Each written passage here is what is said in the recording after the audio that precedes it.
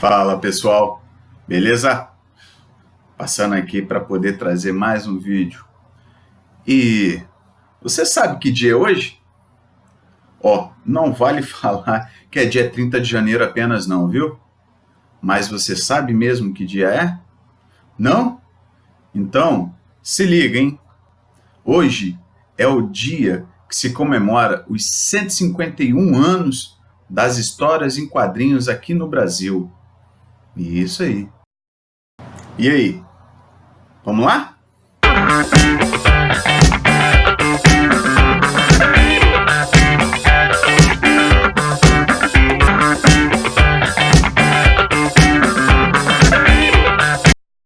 Então, pela internet você vai ver que tem um monte de história aí falando de que uma das primeiras histórias em quadrinhos ela foi lançada em 1895, em forma de tirinhas ainda. E essas tirinhas, elas começaram a circular de tal forma que chegou até o ponto de se tornar várias tirinhas em uma única revista. As histórias em quadrinhos, ou apenas HQs, são formas de uma narrativa que apresentam texto e imagem. E elas podem ter vários assuntos, vários temas, e com várias situações onde podem expressar o dia a dia, onde podem expressar situações políticas, como foi o caso no início do surgimento das HQs, e também situações de ficção, como é o que tem hoje na maioria dos casos. A primeira história em quadrinho que se tem notícia foi criada pelo americano Richard Outcault, no ano de 1895. Essa forma que nós conhecemos hoje as tirinhas e as histórias em quadrinhos, com essa linguagem, com os personagens fixos, com aqueles balãozinhos assim, para poder mostrar a linguagem e a fala dos personagens, se deu a partir de jornais sensacionalistas lá em Nova York. Pelo artista Outcault, com a história do Yellow Kid, ou então o Menino Amarelo. Essa imagem aqui, Pois bem, e ela fez tanto sucesso que passou a circular em jornais de grande renome. E a partir daí, então, foi um sucesso, lançando várias historinhas, várias tirinhas na mesma revista. Só que vale ressaltar que algumas fontes têm o dia 17 de maio de 1890 como o lançamento oficial das histórias em quadrinhos. Faz tempo, hein? Foi nessa data em que Alfred Hawthorne, mais tarde foi conhecido como Lord Northcliffe, fez o aparecimento e surgimento dessas tirinhas, mas ele era um magnata da imprensa. Aí, então, lá em Londres, fez o lançamento da Comic Cuts. No caso, ele lançou com mais textos do que imagens, e aí todo o conteúdo era satírico humorístico. Em pouco tempo, mais ou menos um mês de lançamento, ele conseguiu uma tiragem de 300 mil cópias. Olha só, hein? 300 mil exemplares de uma mesma tirinha, de uma mesma revista. Isso é coisa para danar. Nos países de língua inglesa, as revistas, as histórias em quadrinhos são chamadas de comics. E elas surgiram no mesmo momento, ou bem próximo de quando surgiu o cinematógrafo.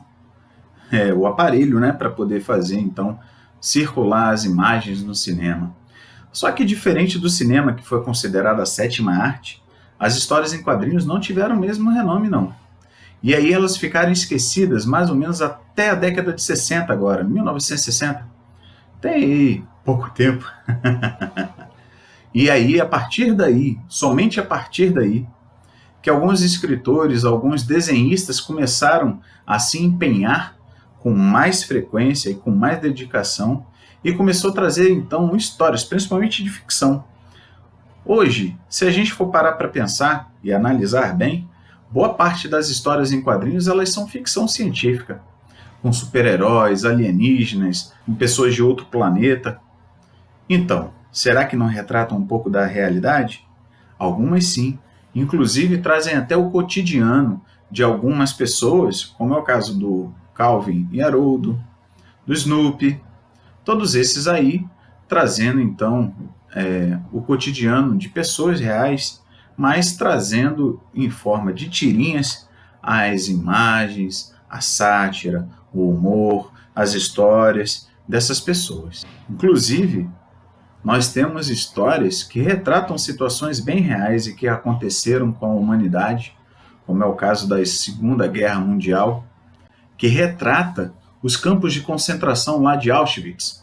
Um camarada chamado Art Spiegelman trouxe um livro que retrata isso com muita caracterização, porém em forma de quadrinho. Você já deve ter visto. É esse aqui, ó, Maus. Pois é, ele ganhou até o prêmio Pulitzer. Pois é, muito bom esse daí, viu? Mas as fontes trazem que em 30 de janeiro de 1869, pelo Angelo Agostini, aqui no Brasil, ele foi um dos pioneiros na criação de tirinhas. Pois é, isso faz tempo para burro, são 151 anos, camarada. Pois é, e você acha que as histórias de quadrinho de agora, né? Pô, nananina não. Naquela época, ele trouxe histórias, ele escrevia histórias, também fazendo sátiras, também trazendo dentro de um contexto mais político a situação da época. Ele era um ítalo-brasileiro, né? Um italiano radicado aqui no Brasil, e que percebeu então essa necessidade. Segundo Gilberto Maringoni, que foi o camarada que fez um estudo sobre a vida do Angelo Agostini, ele era conhecido como um repórter visual. Ele desenhava aquilo que ele via, percebia e tinha os acontecimentos da semana. Então, por isso que Angelo Agostini tinha essa sensibilidade. Ele conseguia retratar em forma de tirinhas o que acontecia. E com isso ele foi ganhando renome. Um pouquinho antes disso, ali nos idos de 1866, Angelo Agostini fazia pequenas tirinhas no jornal de circulação semanal, fazendo tirinhas sobre as sátiras políticas.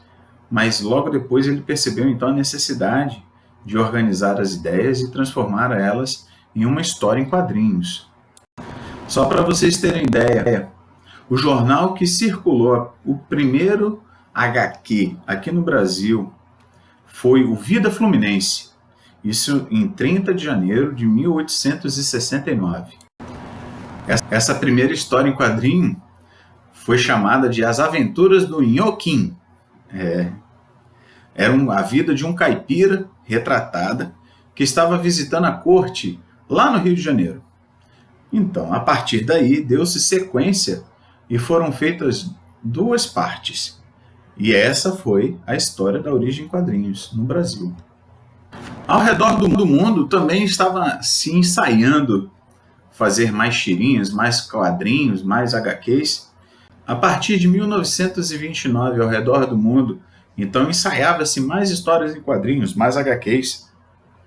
E aí surgiu então o Marinheiro Popeye, logo depois Mickey Mouse, Donald, o Pato e outros. A partir de 1933 foram surgindo então outras histórias.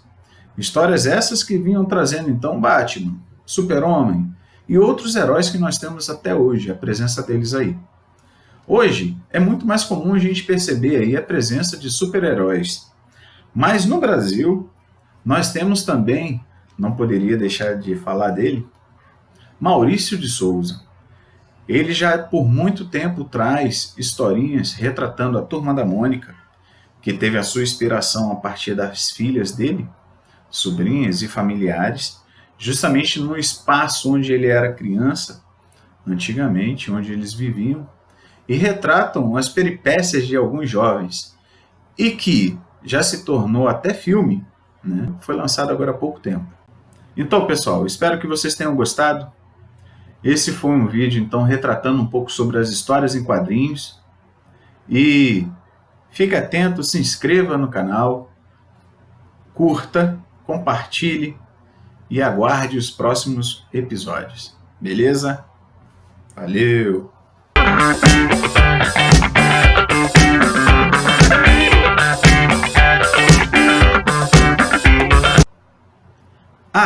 Esqueci.